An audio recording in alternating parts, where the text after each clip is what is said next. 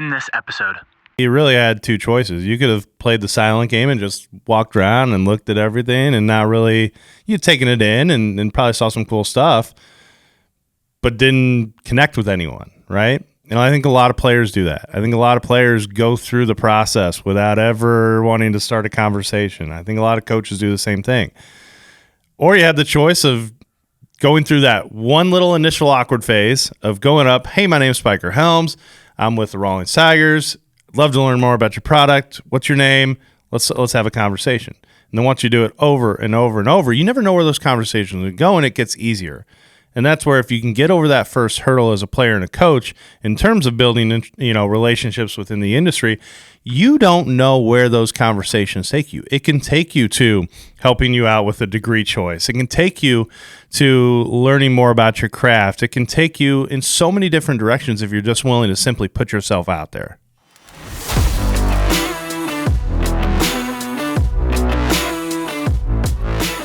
What is up, everybody? Welcome back to another edition of The Closing Pitch. My name is Spiker Helms, and this is a show about people, culture, and how to create a winning lifestyle. In the last episode, we had Mark Adair, Oakland A's national cross-checker. It was more of a selfish conversation than anything else for me because I've been so interested in scouting, and it's never in the forefront. So if you are like me and want to learn more about scouting, or you have professional baseball aspirations, whether that is on the scouting side or the playing side, or even the front office, we touched a little bit upon the front office, go ahead and listen to that episode. It's 128. Yeah, 120, should be. Yeah, 128. Dave was not on that episode, so Dave's back. I got kicked out last time. Yeah, Jaws is... yes, sir. He is the front runner for the next guest, or not next guest, but next co-host. So this is kind of like my head's on the chopping block. This is a trial. Well, there's got to be better deliver. It's a tryout today, Dave. Yep. Me versus you. It's a turnover. There has to be turnover in companies, right? That's all right. Maybe my message is just getting lost. It's okay. Dave got introduced to ChatGPT. Oh God. We were at the ABCA and we were hanging out, and he was like, "Have you ever heard of this new chat?" I didn't really know what it was. I just heard that people were talking about it all the time. And I said, "Yeah, it's the Google killer." And you were like, "What?" And so I gave him the challenge, and I challenge you guys on the other line of this to go to that website and ask it anything. Don't go. Say the site again for the listeners. It is ChatGPT, but I think it's Open AI. So Jaws, basically what it is, it scared the heck out of me. Okay, but then I'm kind of a grandpa with this stuff. Like, I'm definitely never a first adopter, and I'm always scared of like technology taking over and everything like that. And then Spiker's obviously the opposite. It's kind of why we work at times. But basically, you can ask it anything, and I mean anything. Like, ask it a complex baseball question that only an industry expert would understand. Like, it formulates. For example, like you could sit there and talk about like how does rotational acceleration with a pitcher translate into added velocity? And ChatGPT would go in there and go do, and it would literally like set off like a couple paragraphs that would literally be like Eric Cressy or one of the biggest pitching guys spitting off that information. Mm-hmm.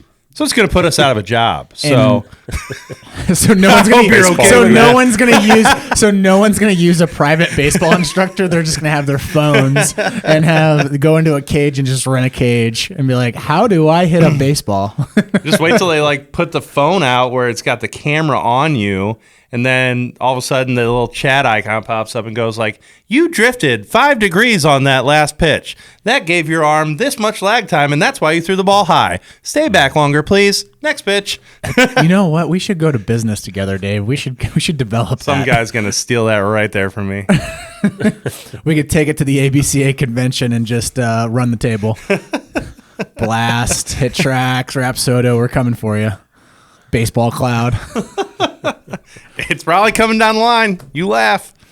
So that's where the conversation goes forward, is this ABCA convention. I feel like that we wanted to do one of these episodes because I think we did one 2 years ago. Kind of gave a recap of like where we saw the baseball world going. And the trade floor is probably the most interesting part of the whole. The ABCA is the American Baseball Coaches Association. It's a collective of coaches, product vendors, coaches on the professional side, the collegiate side, the amateur side. Players are associated with the ABCA. And basically, they do coaching conventions and send out information throughout the year, and it's all to better the game. That's the overall arcing goal of it.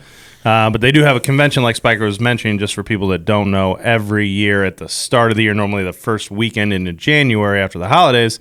It moves around from city to city to city. This year it happened to be in Nashville at the Gaylord Opryland Hotel. Huge hotel. And convention center, and I think there was roughly like 9,000 coaches there. It was like 8,000, 8,500. It was the biggest one yet. We were talking about the first day. We were trying to find. We were trying to get into a restaurant, and it was the first time where we couldn't get into a restaurant at the convention, and we're like, "Is this normal?" And then they shouted out the number, and we were just like, "Whoa." That's a How cool is the Opryland? That's a lot. That's awesome. Yeah. I mean, what an incredible place. I'm sure a lot of these listeners have been there, but it's one of my favorite hotels I've ever been to. Yeah. Like it's lost in really there. unique. 6 or 7 restaurants of different styles and price points, and just the landscaping in there and the water features. I mean, it is an incredible hotel. I mean, even from a convention standpoint, the ballrooms that they had there where you go to the main speaking area, there's 3,000 people sitting there in a ballroom. Like, that's huge. It seemed like 3,000. I might be ballparking it wrong, and then they have offshoot rooms where there's 1,000 people, and then there's other offshoot rooms where there's 500 people, and there's just a lot of cool information being passed along. Yeah.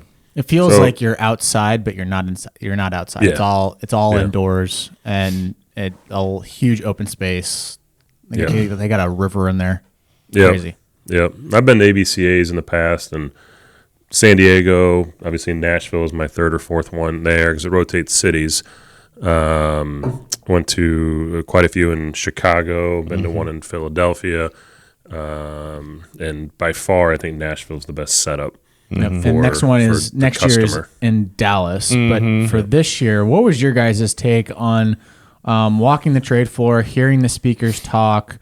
What was the pulse that you guys got from where we are and where we are going as a sport? I mean, I think you always kind of get energized after going to one of those things because you have so many different conversations. I personally went there and I had a lot of conversations with the partnerships that we have established currently. So whether that's product or uniforms with our title sponsor Rawlings or different tournament providers we work with or whatnot, I go to kind of continue those relationships and build them stronger. But I always try to, listen to where new technology is coming into the game, which, the motion tracking software out there and the ability to track and gather data points on players. Obviously, that's a huge push now. That has, we've talked about that multiple times on the podcast where it started off as a major league only type of thing where they had, they could tell a pitcher's spin rate. They could tell how fast, a hitter was running from, first to second. There was all kinds of things they track. But now all that information is coming down and getting filtered down in a very big way to the youth amateur level, which is our space.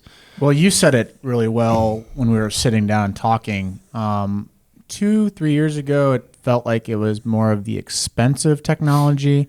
I think that's right when it just came in. Yeah. This year, it felt like the inexpensive technology was where the eyeballs were. There are still expensive items there, but it felt like the inexpensive items were having more attention. And I was talking to, there's a software provider that is integrating with HitTrax, and they said that their biggest concern that they're looking at is there going to be a consumer product to allow them to bring that software down? So basically they wanted the hardware to be cheaper so it gets into players' hands faster. And this is software for training, so games. So like you could do 1v1 or 2v2 using this software. Yeah. It's kind of like an augmented reality type of thing, which I think is a really cool idea. Is that the one Clint Hurdle's tied into? Yeah, Clint Hurdle's tied into it. A number of big leaguers. I think David Eckstein's big into it. Because I didn't know this. David Eckstein, he's a huge investor. He's a VC guy. And he invests in multiple companies, and I'm not surprised that he's putting his hat in that ring for baseball, because it is a pain point for training. I think I saw Matt Holliday's name on that website too, on the back part.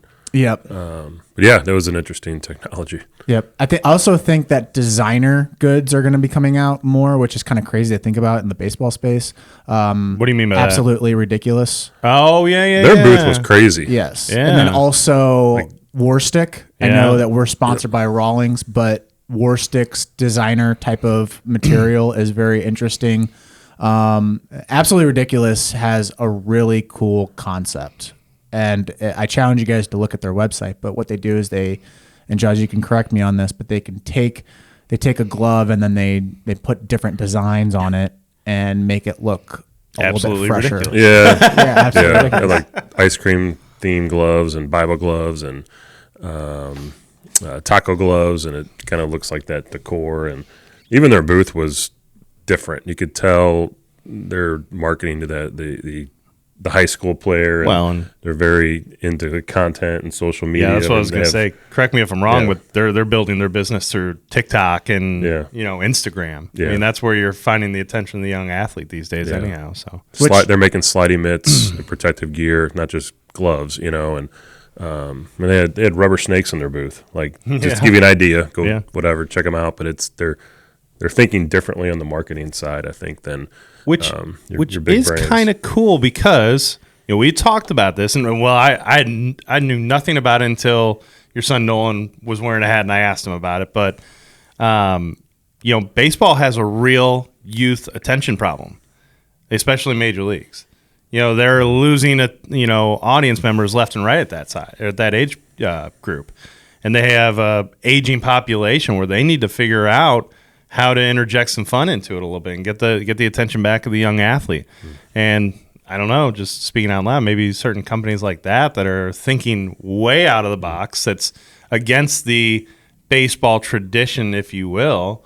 Maybe some of those companies help, bring them back. Well, 5-6 years ago, baseball lifestyle kind of went against the grain. And when they started designing and making it more of a lifestyle, I think there's just another iteration of it, which I think is really good. I think coaches should promote that within their team. Any time that you're able to take the game and put it into your lifestyle, it really changes the aspect of the industry and just the sport in general. Well, it's kind of funny. I looked up their website a little bit after I got introduced to it, and the first thing that always pops into mind is like the old baseball traditionalists would be like, this is exactly what is ruining the game.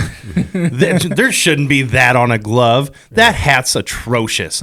Where's the simple New York Yankees I just want black. Yeah. Can we just have black? There was another booth that was a 180 from that. It was called Shoeless Joe Gloves, I think. They were pushing hard, just kind of walking down the aisles, and they are more of like old school, just brown leather, the hard glove, even the different form, like an old school form, and then you had the other company like all new, and it just here's the question: completely opposites. What was the demographics at each booth?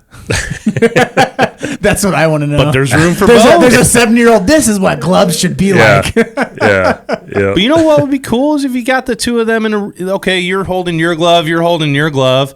You got a 50-year age gap, and they're having a conversation about baseball. Yeah, there's room for both. That's what it should be. I think the answer is our listeners should just go through Rawlings. There you go. Remember to timestamp that one and send it to the Rawlings executives, please. The best glove manufacturer in the world. This episode sponsored by Rawlings. Timestamp 11 minutes and 12 seconds. There you go. Another thing about the ABCA that Siri wants to jump in on the conversation, Dave. Sorry. Another thing about the ABCA and we talked about this in our directors meeting. Every month we've been starting to have directors meetings where we talk to all of our directors across the United States, just getting a pulse and seeing what's going on and what the pain points are and what we can do better and all of that, and then also share information that we're working on too. So one of the core values that we have in the club is building relationships. And with the ABCA, it's crazy what a simple conversation can have if you go to these conventions. Like just being at the convention itself is extremely important. And if you think about it from a player standpoint, like there's more players now at the ABCA than there were in years past, which is awesome. I think the ABCA is becoming more than just coaches. It's becoming the whole industry as is the whole sport. Maybe more of a fan fest. Yeah. That's what it's becoming. Like it's becoming more of a fan fest. Saw a lot of young kids there. Yeah, which is awesome. Like I remember I was the only person with a camera around there, and everyone looked at me like I was weird. This is years ago. This was years ago. Yeah. This year, I bet you I couldn't go 50 yards in the trade floor, and I would run into somebody that had a camera, or they were filming something or some type of content. Like that's super exciting. And talking with Todd Yancey, who is head of the sports facilities management company for getting new locations out, he made a really good point that this sport is growing rapidly, and we're considering more of doing diamonds than we are rectangles when it comes to building out new facilities. And it just kind of reminded me of like where we were, because Todd 5-6 years ago, he was just operating a simple complex that was a startup in Branson, Missouri. And now he's heading up and doing all these crazy cool things. So my message, I guess, for this podcast is that you never know what a simple conversation can turn into, and who you talk to now could end up being somebody into the future. And it's not saying that you're doing that just because you're banking on them being big and famous, and then you know them. Right. But it's trying to make those connections so that it challenges you, and iron sharpens iron, and trying to share thoughts, because a lot of the things that I heard in that ABCA floor, I'm taking back. I wrote down a lot of notes, and I'm thinking things a lot differently, and also a lot of things that I was thinking previously, it made concrete that, oh, this is exactly the path that I need to go on and try to push forward. Example, one of the things that I came away with was we need to build better products and services for our players and our families. Sure. 100%, full stop. So do you guys have anything on that from a building relationship standpoint? Yeah, it's kind of like, I think, with our audience of this podcast, where we talk to a lot of young athletes and youth coaches for the majority. I think one of the things that I see as an issue is just having the initial idea of starting a new conversation with someone. That's become a problem, especially with young athletes. They're all into their phones, they're all into their computers, and they're very unwilling to ask questions to adults or coaches, or to they might find that person super interesting, but they won't take the first step of going and introducing themselves. And I certainly see that too with some coaches. Maybe they are intimidated to ask someone with more expertise a question in the area, or something along that matter. And I think that that's something that if you can get over that hurdle and put yourself out there regularly, like we did at the convention, and I talked to a lot of people I'd never met before, and that's fine. And some of it was of great value, and some of it was just a nice way to connect, right? Yeah. Nice conversation. But you never know where those relationships go, and you never know what information can get passed along to you. And especially from a player standpoint, encouraging young athletes to, if you have a question or a curiosity, to go after it. Because what is the absolute worst thing that can happen? What's the worst thing that could happen to you if you go up to a person who you want to know an answer from? What, they don't have the answer? Yep.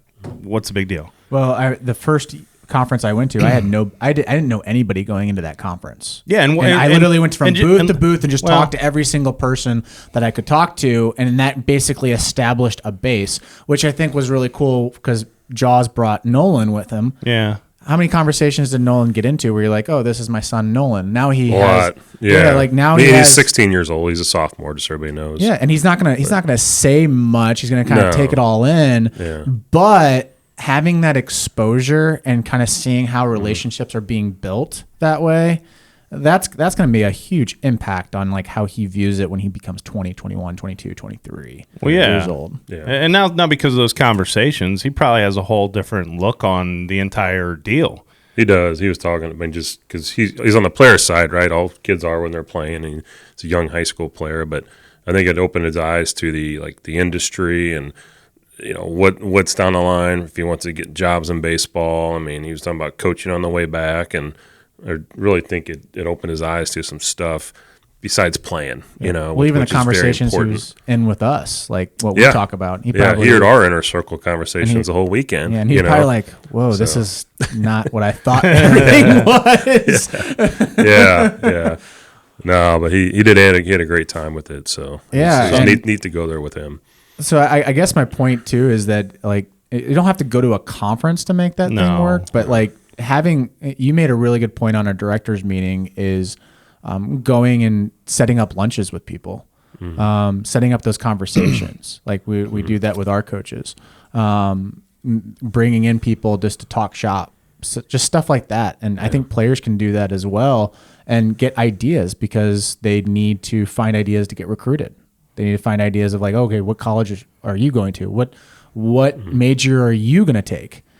Because one thing that I struggled with was figuring out what major I wanted to do, and I just didn't network myself and talk to people and figure out what is it that I actually want to do with my career. Well, and I go back to that point, like, so, you walking through the convention floor the first time, okay, not knowing a soul.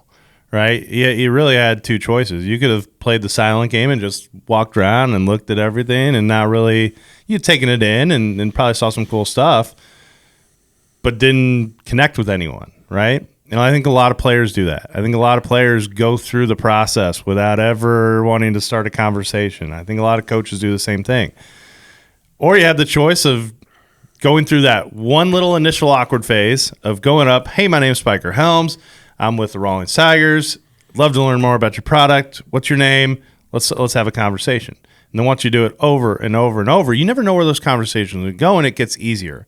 And that's where if you can get over that first hurdle as a player and a coach in terms of building, relationships within the industry, you don't know where those conversations take you. It can take you to helping you out with a degree choice. It can take you to learning more about your craft. It can take you in so many different directions if you're just willing to simply put yourself out there.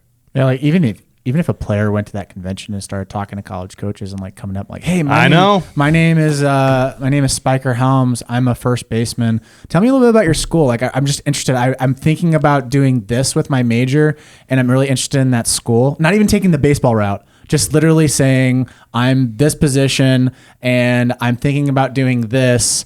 Can you tell me about your school? Like that's their livelihood. They're passionate about that. They're constantly living that day in and day out. And having a kid come up and asking that question, you know what a separator that would be? Because that's what we do. That's what you do with companies. Where if I want to create a partnership with somebody, I go up to a company and be like, hey, my name's Spiker Helms. I'm with the Rawlings Tigers. I'm part of the digital media side. Tell me a little bit about this software that you guys have. I want to learn. I want to know more.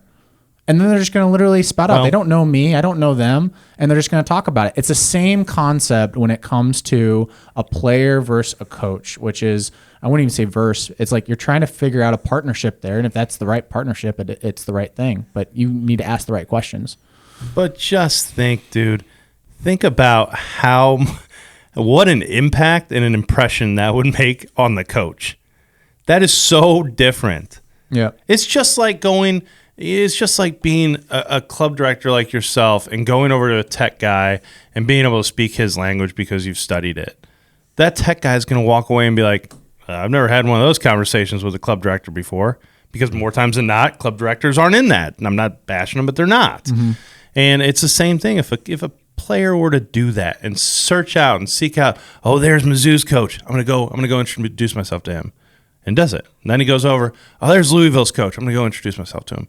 And he does that 20, 30 times. I bet you anything by the time they all leave, those college coaches are like, did you get approached by this, like, 16-year-old, the 17-year-old dude?